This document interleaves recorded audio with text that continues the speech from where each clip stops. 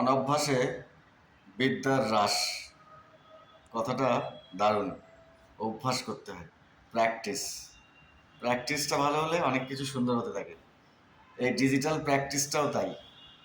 কী নিয়ে কাজ করব, কী মেসেজ মানুষকে দেব, কী মনে চলছে, তার বহিঃপ্রকাশ কী হবে, এবং সেই বহিঃপ্রকাশটা মানুষের কাজে লাগবে কি না, তাতে নিজের ডেভেলপমেন্ট হচ্ছে কি না, কাজটা কেমন হচ্ছে, কী নিয়ে কাজ করছি, এগুলো ইম্পর্ট্যান্ট। কাজটাকে ডেভেলপমেন্ট করার চেষ্টা, সময়টা সুন্দর করার চেষ্টা। Digital time, apps life is very important now.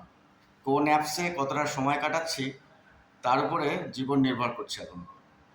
Apps life should be good, apps time also. কতটা টাইম কোন অ্যাপসে কাটাবো, কার সঙ্গে কাটাবো, কে দেখছে, কাকে দেখাচ্ছি, আমি কি দেখছি, সব মিলিয়ে একটা সুন্দর সময়ের সম্ভাবনা আর কি। এই জন্যেই ডিজিটাল টাইমটা সুন্দর হলে ভালো, for development, for growth, for progress, for success. Almost month end, enjoy, good time, thank you.